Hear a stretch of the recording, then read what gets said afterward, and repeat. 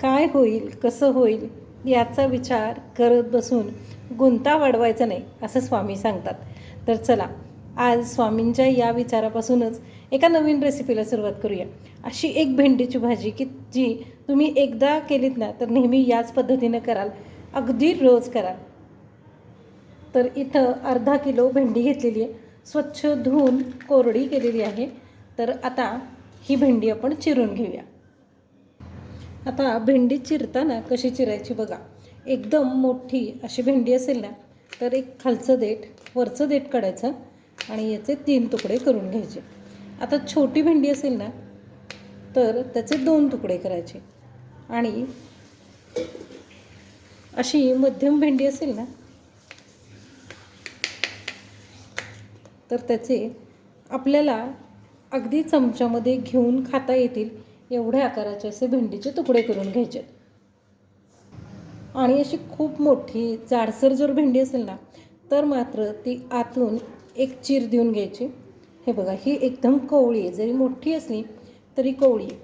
मग मात्र याचे असे भाग करून घ्यायचे. जून असेल तर आपल्याला बी काढावं लागेल, म्हणून अशी चिरून घेऊया. आता या चिरलेल्या भेंडीवरती ना मीठ घालून घेऊया. त्यानंतर घालूया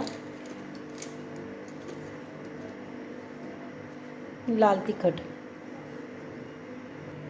1 चमचा धनेपूड आणि आता इथं मी बेसन पीठ घेतलं 1 चमचा. हे बेसन पीठ आहे ना त्यामध्ये ओवा आणि थोडीशी हळद घालून ते एकत्र करून घेतलं. तर हे मिश्रण आपण याच्यावरती घालून घेऊया आणि आता हे सगळं एकजीव करायचं.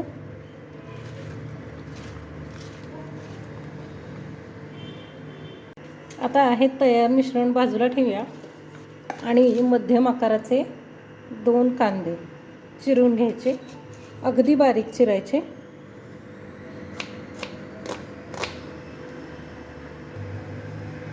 एकदा जर का तुम्ही या पद्धतीने भेंडीची भाजी केलीत ना तर नेहमी अशीच कराल, माहिती आहे मला. आणि म्हणूनच तुम्हाला या व्हिडिओला लाईक केल्याशिवाय पुढं जाता येणार नाही, कारण तुम्हाला ही रेसिपी खूप म्हणजे खूप आवडणार आहे. कारण भेंडीची भाजी खायची म्हणलं की मुलं खूप कंटाळा करतात. तर ही वेगळ्या प्रकारची भाजी आज करूया. आता एक कढईत आपण ठेवूया आणि त्यामध्ये असं पसरून 1 चमचाभर तेल घालून घ्यायचं. तेलामध्ये आपली ही जी मसाला लावलेली भेंडी आहे ना ती परतून घेऊया. मस्त खमंग अशी परतून घ्यायची. आता ही परतलेली भेंडी जी आहे ना ती काढून घेऊया. अगदी अर्धा मिनिट छान अशी परतून घ्यायची. आता याच कढईमध्ये पुन्हा थोडंसं तेल घालायचं आणि आता तेल तापलं की पहिल्यांदा कढीपत्त्याची पानं आणि त्यानंतर हा चिरलेला कांदा छान लालसर होईपर्यंत कांदा परतून घ्यायचा.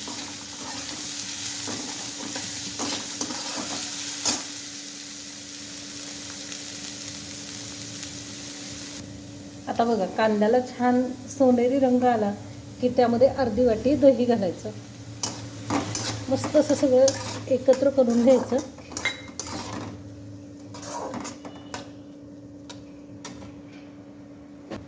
आता चिमूटभर हिंग,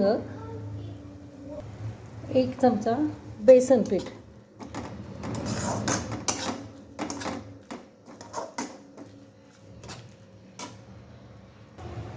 गरम मसाला 1 चमचा,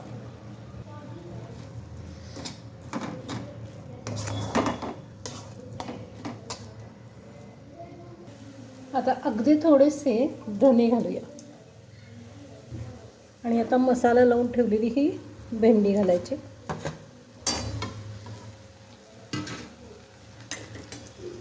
अगदी हॉटेलपेक्षा सुद्धा मस्त अशा चवीची चटपटीत भेंडीची भाजी तयार होते.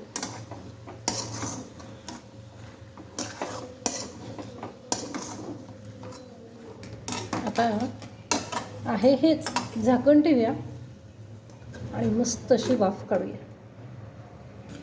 आता एक थोडीशी वाफ आली की नाही की याच्यामध्ये पाणी घालायचं.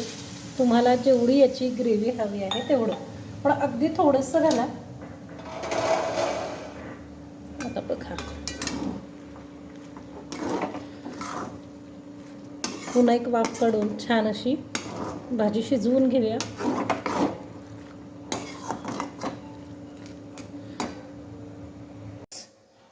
तर बघा, आता एक 2च मिनटामध्ये मस्त अशी ही भेंडीची भाजी तयार झाली आहे.